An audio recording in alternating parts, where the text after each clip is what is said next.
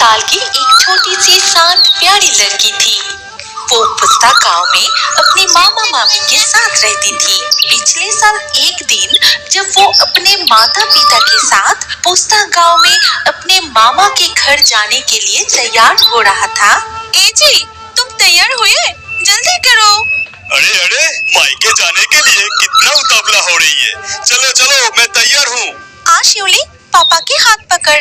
इसके बाद वो एक बस में बैठ गए और बस चलने लगी। Ticket ticket. ए भाया, किधर जाना है? पुस्ता गांव। 2 टिकट दीजिए। और बच्चे का टिकट लगेगा? नहीं, बच्चे का नहीं लगेगा। ये लीजिए 2 टिकट। फिर बस तेज गति से चलने लगती है, लेकिन ठीक उसी वक्त अचानक इस दुर्घटना के परिणाम स्वरूप शिवली के जीवन में सबसे बड़ी दुर्घटना घट जाती है। उसने अपनी माता पिता को खो दिया और अब अपने मामा मामी के साथ रहती है। ए शिवली, अब तक तेरी झाड़ू लगाना नहीं हुआ? जी मम्मी जी, अभी हो जाएगा। सारे कपड़े अब तक पड़े हुए हैं। जाके तालाब के पानी से धो कर ला। अरे जल्दी से काम कर। शिवली कपड़े लेकर तालाब के घाट पर गई और वहां जाके वो सारे कपड़े धोने लगी।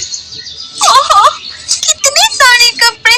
ये धोते धोते मैं पूरा थक गई। नहीं, मैं जल्दी से काम खत्म कर लेती हूँ, नहीं तो मामी मुझे डांटेगी। घर लौटते समय उसने एक पेड़ देखा जिसमें बहुत सारे शिवली के फूल खिले हुए थे। फिर उसने कपड़े के बाल्टी नीचे रख दी। उसे अपनी माँ के साथ बिताए हुए हर पल याद आने लगी। जिस दिन उनके घर के आंगन की शिवली के पेड़ में बहुत सारे शिवली फूल खिले थे, उसी पेड़ के नीचे दोनों बैठे थे। तभी उसकी माँ एक शिवली की हार पहना के बोली थी, तुझे पता है, ये शिवली के फूल मुझे बहुत पसंद है और इसीलिए तो तेरे नाम शिवली रखा हो। जब पेड़ शिवली फूलों से भर जाती है तब लगता है कि पेड़ को ही गले लगा लो, और इसीलिए तो मैं अपनी प्यारी बेटी को इस तरह गले लगा के प्यार करती हूँ। ठीक इसी तरह। इसमें कितने सारे शिवली फूल खिले हैं। माँ, तुम कहाँ हो? तुमने कहा था कि तुम्हें शिवली के फूल बहुत पसंद है। देखो, पेड़ पर कितने शिवली खिले हैं।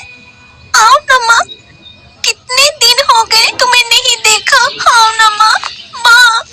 ए शिवली, तू हंसते हुए पेड़ की तरफ क्या देख रही है? उधर तेरी मम्मी जी तुझे बुला रही है। मामी जी बुला रही है? अरे बाप रे, जल्दी चलो मामा। शिवली घर लौटते ही उसकी मामी, अब तक कहाँ थी तू? जरूर तालाब के पानी से खेल रही थी। नहीं नहीं मम्मी जी, मैं तो। मुझसे जबान लड़ा रही है? एकदम चुप रहना। चल, भाई को ये पूरा दूध पिला देना। मैं अभी नहा के आती हूँ। जब शिवली अपने भाई को दूध पिलाने के लिए बैठने जाती है, ठीक उसी वक्त उसकी मामा उसे बुलाती है। ओ शिवली, मुझे थोड़ा पानी पिलाना बेटी, मुझे बहुत प्यास लगी है। ठीक है मामा, तुम बैठो, मैं अभी लाती हूँ। ये कह के शिवली घर के अंदर चली जाती है। फिर वो अंदर जाके थोड़ा सा पानी लेकर फिर बाहर आके अपनी मामा को दिया और मामा पानी पीने के बाद बोला, मैं काम पे जा रहा हूँ, जब तक तेरी मामी जी ना आए भाई का ख्याल रखना। ठीक है, मैं चलता हूँ। मामा चले जाने के बाद शिवली अपने भाई के पास जाके देखा, भाई सारे दूध गिरा के उस दूध से खेल रहे हैं। ये देखकर नन्ही शिवली बहुत डर गई। तभी उसकी मामी तालाब के घाट से लौटने के बाद सब कुछ देख के कहती है, अरे अरे, ये तूने क्या कर दिया? तूने अपने भाई का दूध गिरा दिया। इतना कहकर शिवली की मामी बहुत गुस्सा करने लगी। बता तूने ऐसा क्यों किया? तूने दूध क्यों गिराया? तूने मेरे बेटे का दूध गिराया ना? आज तेरा भी खाना बंद। अब तुझे समझ आ जाएगी। मैंने कुछ नहीं किया मामी जी, मैंने कुछ नहीं किया। इतना कहकर शिवली की मामी उसे बहुत बहुत डांटने लगी। इतना डांट सुनने के बाद वो बहुत दुखी हो गई और उस शिवली पेड़ के नीचे जाके रोते हुए बोली, माँ, कहाँ हो माँ? मेरे पास आओ ना माँ। माँ, मुझे भी तुम्हारे पास ले चलो ना माँ। मुझे यहाँ रहने में बहुत तकलीफ हो रही है माँ। आओ ना माँ, मेरे पास आओ ना। तभी अचानक किसी ने बड़े प्यार से शिवली को बुलाने लगी और ये मीठी आवाज सुनकर शिवली बहुत उतावला हो गई। शिवली, शिवली, शिवली। माँ, माँ, माँ, माँ तुम कहाँ हो माँ? मैं तुम्हें क्यों देख नहीं पा रही हूँ? माँ, माँ तुम्हें मैं देख नहीं पा रही हूँ माँ, माँ। शिवली, ए शिवली, अरे ओ शिवली। अरे बाप रे, मम्मी जी इधर ही आ रही है। लेकिन मैं समझ गई माँ कि तुम इधर ही हो। मम्मी जी क्यों बुला रही है वो सुन के ही मैं आ जाऊंगी। तुम यही रहना, कहीं नहीं जाना, मैं जल्दी आ जाऊंगी। इतना कहकर शिवली वहाँ से चली गई। फिर घर लौटते ही उसकी मामी, आजकल तू बहुत उड़ रही है। जब देखो बाहर चली जा रही है। जाके घास काट कर ले आ और गाय को खिला दे। फिर वहाँ से शिवली बिना कुछ बोले घास काटने चली गई। इसके बाद उसने बहुत सारी घास काटकर गाय को खिलाने के लिए आई। फिर वो बड़े प्यार से गाय को घास खिलाती है। इसके अलावा वो और भी बहुत सारे काम करती है। फिर भी मामी का गुस्सा शांत नहीं हुआ। दोपहर को खाना तक नहीं दी। फिर रात को जब मामा मामी खाने पे बैठते हैं, मम्मी जी मुझे भी कुछ खाने के लिए दो ना, मुझे बहुत भूख लगी है। मुझसे और भूख बर्दाश्त नहीं हो रही है। अजी सुनती हो, अब तो शिवली को कुछ खाने के लिए दे दो। वो भी तो छोटी है, गलती से दूध गिर गया होगा। उसे और सजा मत दो। तुम चुप ही रहो। अभी से ठीक ठाक शासन नहीं करेंगे तो वो बिगड़ जाएगी। तुम्हें जो ठीक लगे वो करो, मुझसे और देखा नहीं जाता। इतना कह के मामा उठकर चले गए। सुबह की पिटाई, दिन भर की मेहनत और तेज भूख के मारे रोते हुए वो अपने कमरे में जाके सो जाती है। लेकिन आधी रात से उसे तेज बुखार आती है और तेज बुखार से कांपते हुए एक ही बात बार बार कहने लगी, माँ, माँ, मुझे अपने पास ले चलो माँ। मुझे बहुत कष्ट हो रही है माँ। मैं और सहन नहीं कर सकता माँ। माँ। सुबह होने से पहले शिवली फिर से वो मीठी पुकार सुनती है, शिवली, शिवली, शिवली। माँ, तुम आई हो माँ? क्या तुम मुझे ले जाने के लिए आई हो माँ? कहाँ हो माँ? ओ शिवली, आ बेटी, मेरे पास आ शिवली, शिवली। अगली सुबह मामी जब कमरे से बाहर आई तो देखा शिवली गले में शिवली फूलों की हार पहन के घर के आंगन में बैठे हैं। आज बहुत जल्दी उठ गई है। जाके पीने का पानी ले आ। क्यों रे, सुनाई नहीं दिया? जाके पीने का पानी ले आ। बहुत साहस हो गई है। हाँ, ऐसे मारूंगी ना। ये कहते ही शिवली की मामी उसकी तरफ आगे बढ़ती है, लेकिन देखती है कि शिवली की आंखें लाल हो चुकी हैं और शिवली उसे खतरनाक तरीके से घूर रही है। अच्छा ठीक है, मैं ही चली जाती हूँ, लेकिन गाय के लिए घास तू ही लाएगी। शिवली वहाँ से एक कदम भी नहीं हिली। काटने वाली हथियार उड़ के मामी के हाथ में आ गई।